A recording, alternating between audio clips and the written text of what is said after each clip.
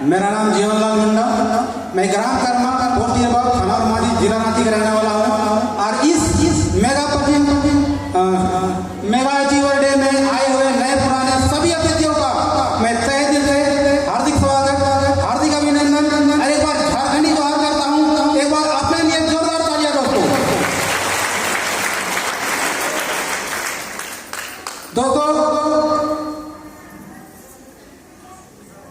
आज इस बिजनेस को करते हुए 2-3 साल हो गया। बीच में कोरोना थोड़ा सा गड़बड़ाया और मैं इस बिजनेस से पहले क्या करता था कि आप लोग जानना चाहेंगे? तो सबका अपना काम होता है। मेरा पढ़ाई लिखाई बहुत ज्यादा होने नहीं सका था, तो नौकरी के लिए हमने कभी प्रयास नहीं किया, क्योंकि किसान तबके का घर से हम बिलोंग करते हैं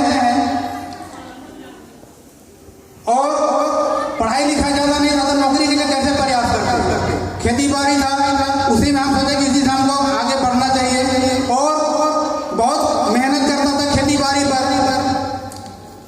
धान अगर देखा जाए तो इतना होता है कि एक साल करते हैं तो 3 साल खाते हैं, लेकिन सिर्फ धान अगर घर में है तो घर चल पाएगा क्या? बिल्कुल भी नहीं। तो सोचे साथ कुछ करना चाहिए अलग इनकम के लिए। तो हमने 1989 में कुआं खुदवाया और खेती बाड़ी किया करता था। और मेरे छोटे भाई हैं जो श्याम सर हैं, इस बिजनेस को ज्वाइन किए थे। नहीं, उस वक्त नहीं। मेरा मेहनत को देख बोलते थे कि एक दिन आप बड़े आदमी बन जाओगे। तो हमको लगता था कि शायद हम अच्छा काम कर रहे हैं और हम बहुत मेहनत करते थे। और जब मेहनत बहुत करते थे, लेकिन खेती बाड़ी से जिंदगी बदलेगा?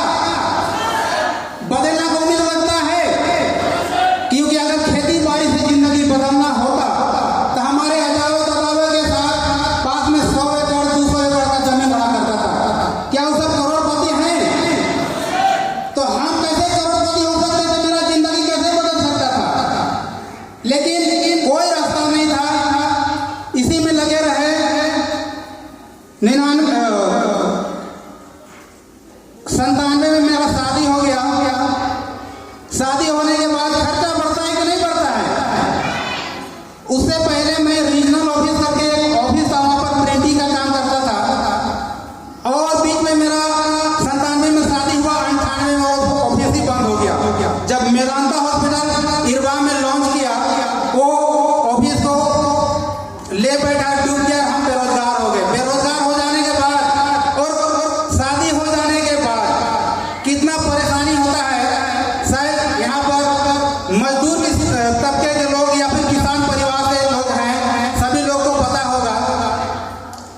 मजदूरी भी करने के लिए गए, मजदूरी करीब 1 महीना किए थे, लेकिन एक ठेकेदार ने हमको कुल्ली बोल दिया और हमको इतना गुस्सा लगा था कि हम अगर मेहनत करते हैं उसका पैसा देता है, ये मेरा इज्जत उछाल रहा है। अंदर से हमको तकलीफ लगने लगा कि आज के बाद हम इस तरह का काम कभी नहीं करेंगे जो किसी के अंडर में करना पड़े। अगर उस वक्त हमको कोई नौकरी भेज देता ना तो नहीं करते। अपना हम कुछ करने का प्लान किए और सबसे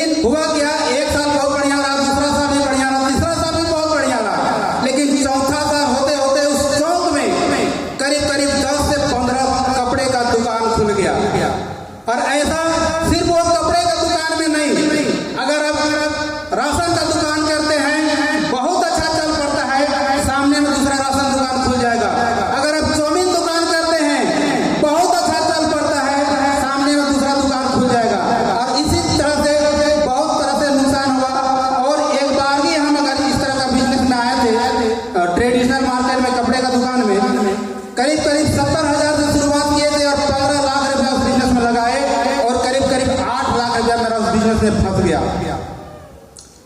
तो लगने लगा था कि अब शायद यहाँ से भी कुछ होने नहीं लगेगा। और जिन्होंने भी उधारी लिया वो पलट के फिर मेरा दुकान नहीं, ये सिस्टम है, जब उधारी फंस जाता है उसको आप तगादा करेंगे तो दुकान चेंज कर लेता है। तो जब इस बिजनेस को मेरे अपलाइन या फिर मेरा भाई कहें श्याम सर, जब इस बिजनेस को पहली बार हमको दिखाने के लिए आए थे तो हम उनको मना कर दिए थे और भगा दिए थे। जानते हैं क्यों? क्योंकि इस बिजनेस से पहले हम मनी मार्केटिंग में 3 से 4 कंपनियों में काम किया था और बहुतों का पैसा को डुबाया था। तो जब पैसे की बात आती है तो हमको लगने लगा था कि शायद ये भी फंसने और फंसाने वाली बात है। तो हम सीधा सीधा बिना देखे इस बिजनेस को नहीं किए और उन्हें भगा दिए। आप लोग बताइए, कोई भी चीज को बिना देखे बिना समझे अच्छा और बुरा का ये अंदाजा लगाया जा सकता है क्या? तो हमें भी ऐसा ही लगा था।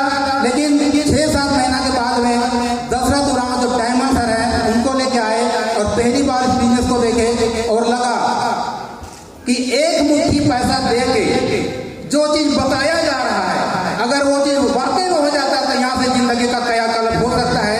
और हमने विश्वास किया और इस बिजनेस को ज्वाइन किया।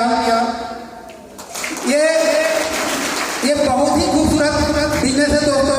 शायद शुरू में जो लोग नए होंगे उनको लग रहा होगा कि ये सब दिखावा है, लेकिन ये दिखावा नहीं है। मेरा उम्र अगर देखा जाए तो आज 51 साल हो गया है और इस उम्र में भी इसे अगर सपना दिखाने का काम करता है तो ये सेफ को और ये जो आगे में बैठे हुए मेंटर के द्वारा उन्हें पढ़ाने का काम किया जा सकता है। तो ये दूसरा कुछ नहीं कर सकता है। अगर कोई कर सकता है तो